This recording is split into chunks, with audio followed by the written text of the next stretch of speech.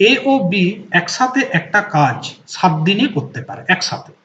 A B এর তুলনায় 1/3 গুণ দক্ষ। এ একা ওই কাজটা কত দিনে করবে? তাহলে কি বলেছে, এ বি এর থেকে 1/3 গুণ দক্ষ। তার মানে কি, এ সমান বি ইন্টু, এটা হিসাব করো, 4 একে 4 আর 3 7, 7 এর 4, বুঝলে? তার মানে এ সমান বি ইন্টু 7 এর 4। এই বিটাকে এর নিচে নামাও, তাহলে এ বাই বি সমান কত পাবো? 7/4। তার মানে এ যদি একদিনে 7 ইউনিট করে, বি একদিনে করে 4 ইউনিট। এবার আমাকে অঙ্কে বলেছে, দেখো এ বি দুজনে একসাথে 7 দিনে করে, তাহলে আমি যদি বলি টোটাল ওয়ার্কটা কত, এ এবং বি দুজনে মিলে যদি করে তাহলে তারা 7 দিন সময় নেয়, যেখানে এ করে 7 ইউনিট, বি করে 4 ইউনিট এবং ইন্টু 7 হচ্ছে মোট কাজ। তাহলে বলো 7 আর 4 11 ইন্টু 7, এই হচ্ছে আমাদের টোটাল কাজ। এবার এই কাজটা এ একা করবে, এ এক এক দিনে করে কত? 7 ইউনিট, তাকে করতে হবে কত? 11 ইন্টু 7, তাহলে মোট কত সময় লাগবে? এইটা হচ্ছে মোট কাজ, আর এক এক দিনের কাজ হচ্ছে 7 ইউনিট করে। তাহলে দেখো আমরা 7টা কেটে দেবো, তাহলে 7টা আমরা কেটে দিলে কি পাবো? 11 দিন। তাহলে এ যদি ওই কাজটা একা করে তাহলে তার 11 দিন সময় লাগবে, অর্থাৎ অপশন বি হয়ে যাবে প্রপার অ্যান্সার। নেক্সট অঙ্কটা দেখো, বলছে এ একটা কাজের 7/10 অংশ 15 দিনে করে, সে বাকি কাজটা বি এর সাহায্য নিয়ে 4 দিনে শেষ করে। বি এর সাহায্য নিয়ে কি করে? 4 দিনে শেষ করে। পুরো কাজটা এ এবং বি একসাথে করলে কত দিনে সময় লাগবে? তাহলে এখানে আমাকে যেটা বলতে চাইছে, বলছে এ কোনো একটা কাজের, যে কোনো একটা কাজ ছিল এ, সেই কাজটা 7/10 অংশ করছে, 7/10 অংশ করছে 15 দিনে।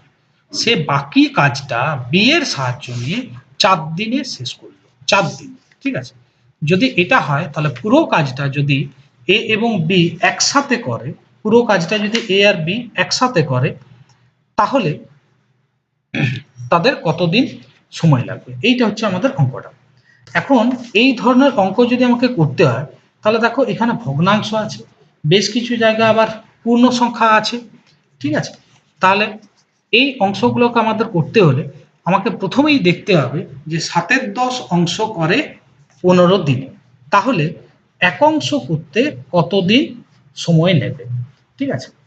এক অংশ করতে কতদিন সময় নেবে? তাহলে আমরা একটু আগেই দেখেছি যে যত অংশ যত দিনে করছে, এক অংশ করতে হলে ওইটাকে আমরা ভাগ করে নেব, ঠিক না?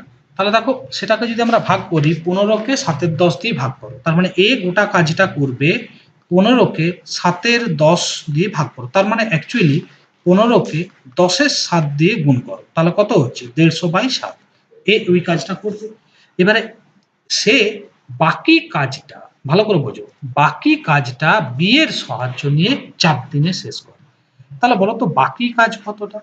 বাকি কাজ, মোট কাজ এক অংশ, এ করেছে 7/10, তাহলে বাকি কাজ কত? 3/10। তাহলে এ এবং বি মিলে 3/10 অংশ করছে 4 দিন। তাহলে আমি যদি বলি গোটা কাজটা কত দিনে করবে, তাহলে 4কে আবার 3/10 দিয়ে ভাগ করব, তার মানে অ্যাকচুয়ালি 4কে 10-এর 3 দিয়ে গুণ করব, তার মানে হচ্ছে দেখো 40-এর 3। তাহলে এ এবং বি মিলে ওই কাজটা করছে 40-এর 3 দিন। এবারে এই ধরনের যে অঙ্ক আছে, এই ধরনের যে অঙ্ক আছে, সেই অঙ্কগুলোকে যদি তোমাকে আলটিমেটলি হিসাব করতে হয় তাহলে এই অঙ্কগুলো আমাকে দেখতে হবে যে ঘটনাটা কি হচ্ছে। তাহলে ভাবো এ এবং বি, এখানেই কিন্তু আমাদের উত্তর হয়ে গেছে, কেন বলতো? কারণ এ আর বি পুরো কাজটি মানেই তো এক অংশ, এ আর বি পুরো কাজটি মানেই এক অংশ, এক অংশ করতে কতদিন সময় নেবে? তো এক অংশ করতে তো আমাদের 40 দিনই আসছে। 40কে 3 দিয়ে ভাগ করো, 3 1-এ 3, 10, 3 3-এ 9 আর 1-এ 10, তার মানে 13 1-এর 3 দিন সময় লাগবে। বিষয়টা বোঝা গেল কিনা বলো? এখানে দেখো আমি আরেকবার বিষয়টা বলে দিচ্ছি, এর অংশটা বার করার কোনো প্রয়োজন ছিল না। কেন? তার কারণ হচ্ছে এখানে তোমাকে একটি ধোঁকা দিয়েছে, বলছে এ একটা কাজের 7/10 অংশ করে 15 দিনে, বেশ, বাকি কাজটা বি এর সাহায্য নিয়ে, তার মানে অ্যাকচুয়ালি এ বি একসাথে, তাহলে বাকি কাজ কত? এ তো 7/10 করে দিয়েছে, তাহলে বাকি কাজ হচ্ছে 3/10 অংশ। এই কাজটা করছে এ এবং বি মিলিয়ে, এ এবং বি মিলিয়ে 4 দিন। তাহলে আমি বলতেই পারি যে এ এবং বি মিলে একসাথে 3/10 অংশ করছে নাকি 4 দিন।